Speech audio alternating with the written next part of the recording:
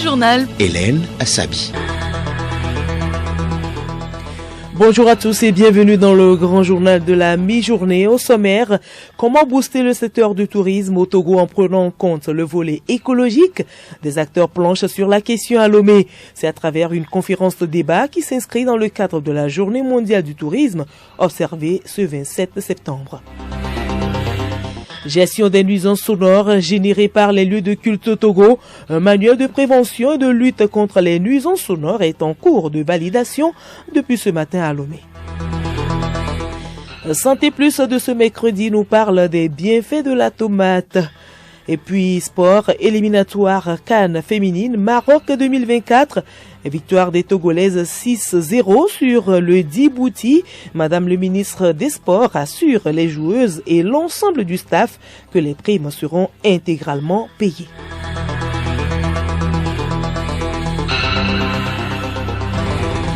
Radiolomé.tg.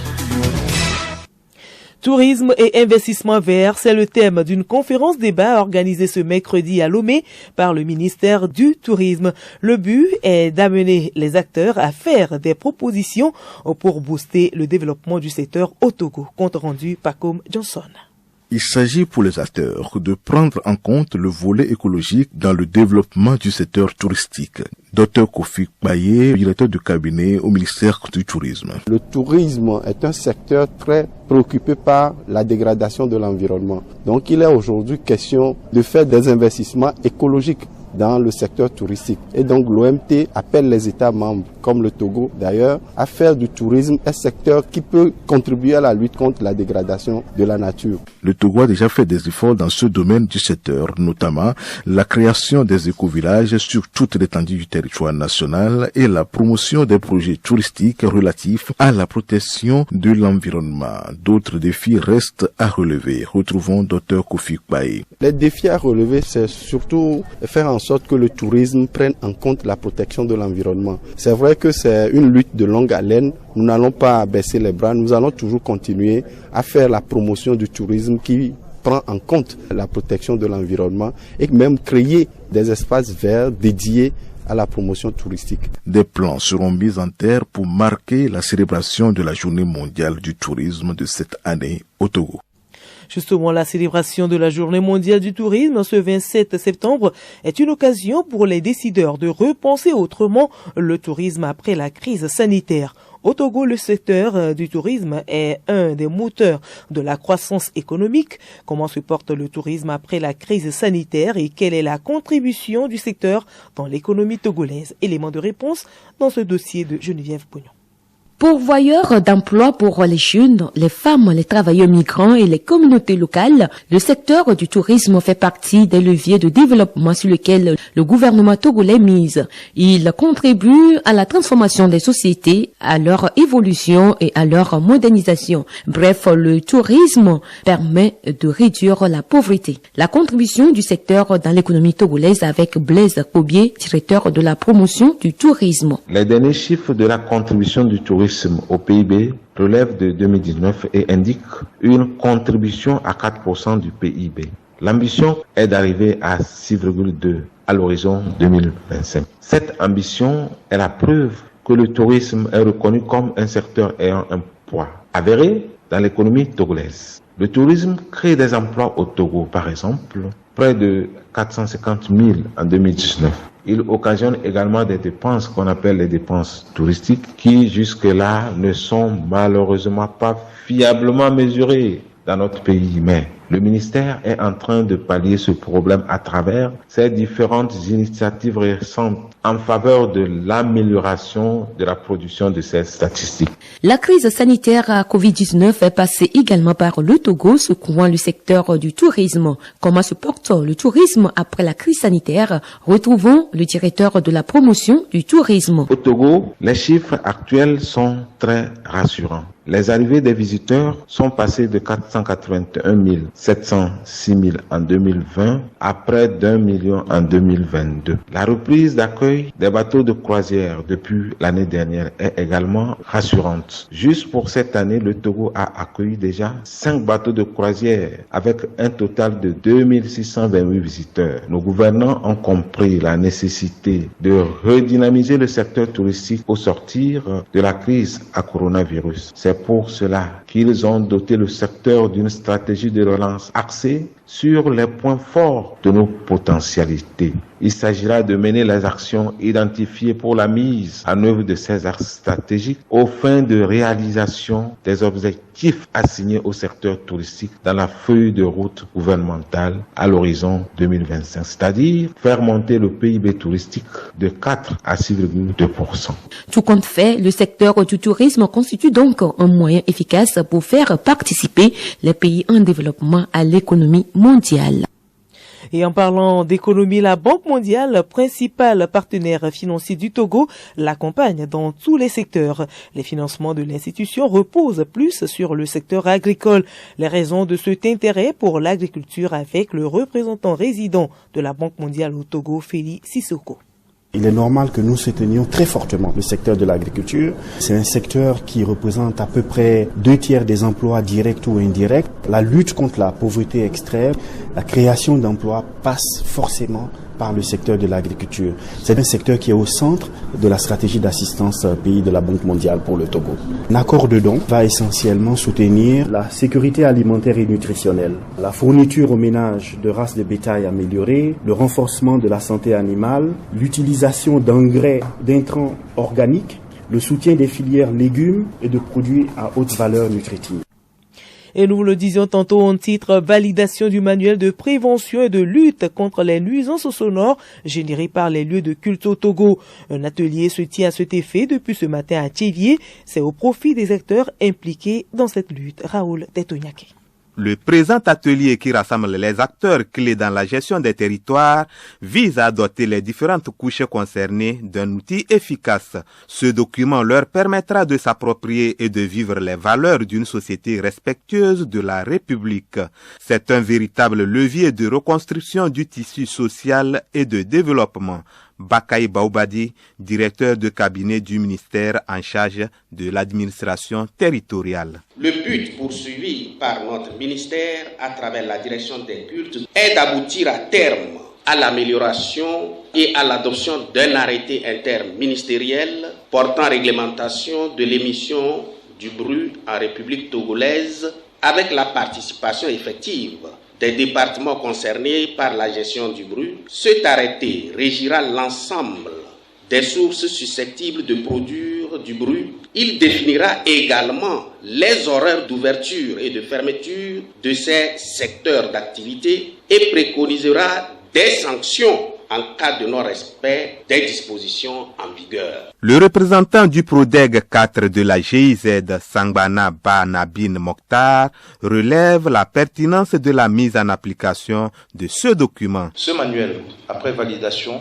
servira de guide aux acteurs impliqués dans la gestion des cultes, tels que les préfets, les maires, les chefs traditionnels, les commandants de brigades de gendarmerie, les commissaires de police et j'en passe. Un document de référence pour arbitrer la question du bruit dans leurs ressorts respectifs, améliorer la gestion de l'implantation et le fonctionnement des activités religieuses et enfin traiter avec impartialité les contentieux issus de ces débordements. L'élaboration de ce guide a connu 3 processus dont la collecte des données et les entretiens avec les parties prenantes, le draft et enfin la validation du document. Santé Plus pour poursuivre, la tomate est l'une des légumes les plus utilisés en cuisine. Elle a beaucoup de vertus. Les bienfaits de la tomate sur la santé à découvrir dans ce dossier de Alunoyoué, Hervé Sebono. La tomate, faiblement énergétique, riche en fibres, contient des substances antioxydants et anti-inflammatoires. Elle apporte aussi des minéraux et des vitamines. La tomate est le premier apport en vitamine C de notre organisme. Son faible contenu en calories et ses nombreux micronutriments participent à une alimentation équilibrée qui prévient contre l'obésité. La composition originale en antioxydants est bénéfique vis-à-vis des maladies cardiovasculaires. La tomate a aussi le pouvoir de purifier le sang, de nettoyer le foie et le système nerveux. La tomate, quand elle est consommée fraîche ou crue, elle stimule l'appétit. Grâce à son acide oxalique, la tomate permet d'éliminer l'acide urique et l'urée. Lors de la digestion, elle facilite le transit des féculents et des amidons. Elle sert à lutter contre la constipation. Pour combattre l'anémie, le rachitisme et les éruptions de la peau, la tomate est très efficace. Pour se débarrasser des acnés, on peut faire un traitement alternatif de tomate et d'oseille. La tomate est aussi un remède contre la toux. Elle élimine les sécrétions de la gorge pour éclaircir la voix. Les vertus de la tomate sont nombreuses. Des chercheurs chinois et japonais confirment que la tomate mangée plusieurs fois par semaine réduit les chances de souffrir de dépression. Merci à vous Hervé Segbolou. Hors du Togo, l'ambassadeur de France, Sylvain Ité, a quitté le Niger ce mercredi. Ce départ signe la fin de plusieurs semaines de bras de fer entre Paris et la junte au pouvoir à Niamey. Les poutistes avaient déclaré l'ambassadeur de France persona non grata fin août et depuis Sylvain Ité vivait retranché avec 6 membres de son équipe dans une ambassade surveillée de près par des militaires nigériens. Au Bénin, quelques jours après le drame samedi de l'incendie d'un entrepôt d'essence de contrebande et devant le très lourd bilan de 36 morts et 23 victimes de brûlures sévères, le gouvernement béninois accélère la réorganisation du secteur pour éviter ces incendies mortels et récurrents. Une première rencontre a eu lieu lundi entre gouvernement et vendeurs de carburant frelaté. Gabon, les bureaux des 2 chambres ont été nommés il y a plus de 2 semaines. Les discussions se poursuivent pour choisir les 50 politiques et 20 au cadre de l'Assemblée ainsi que les 50 sénateurs. Ces compositions sont prévues par la charte de transition rédigée par les poutistes sur laquelle le général Oligui Nguema a prêté serment. Mais depuis, des modifications sont en cours. Le gouvernement américain suspend une partie de son aide étrangère au Gabon, le temps d'évaluer l'intervention anticonstitutionnelle par des membres de l'armée du pays. C'est ce qu'a indiqué le chef de la diplomatie américaine, Anthony Blinken, dans un communiqué. Et sans transition, nous passons au sport. Éliminatoire CAN féminine Maroc 2024. Victoire des Togolaises 6-0 sur le Djibouti. Madame le ministre des Sports assure les joueuses et l'ensemble du staff que les primes seront intégralement payées. Mileka Boko.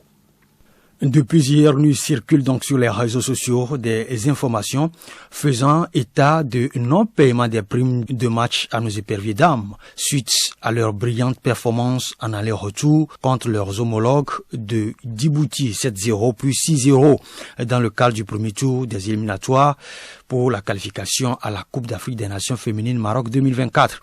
Le ministère des Sports et des Loisirs voudrait une fois de plus saluer le travail abattu par le staff et les belles performances de nos ambassadrices dont la détermination à qualifier le Togo pour une deuxième participation consécutive à la CAN féminine est évidente. Le ministère rassure les éperviers dames et l'ensemble du staff que leurs primes, qui sont un droit acquis, leur seront intégralement payées. Pour rappel, depuis 2020, le gouvernement a pris les dispositions pour régulièrement payer les primes aux éperviers à l'occasion de leurs différents regroupements et compétitions pour le Togo. Et depuis lors, les primes sont régulières. Le ministère invite donc les joueuses et le staff à ne céder à aucune inquiétude relative à ce sujet et les exhorte à rester concentrés sur les prochaines rencontres qualificatives afin d'arracher cette nouvelle participation du Togo à la plus grande messe continentale du football féminin africain. Le ministère saisit également l'occasion pour remercier le public pour son soutien indéfectible aux éperviers en général et aux éperviers dames en particulier. CAN Maracana à Grand Popo au Bénin, le Togo a perdu son premier match contre le Burkina Faso, c'était hier en Super Senior. Aujourd'hui, joue le Canada, la Côte d'Ivoire et la Guinée. Voici quelques scores à notre niveau. Bénin 1, Canada 0 en Super Senior. En senior simple, Bénin s'incline devant le Cameroun 1-2. En Super Senior, Burkina Faso, Togo 2-1. Mali, Côte d'Ivoire 1-0. Cameroun 0, Guinée 4 et en senior simple, Côte d'Ivoire bat la Guinée 2-0.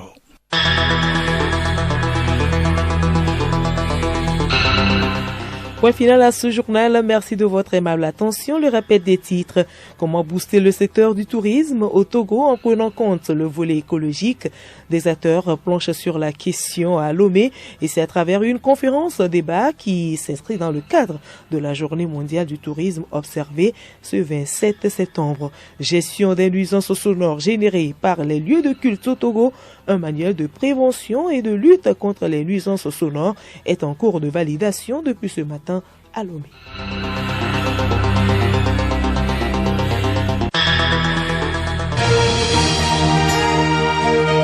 Radio Lomé, boîte postale 434, email radiolomé@radiolomé.tg.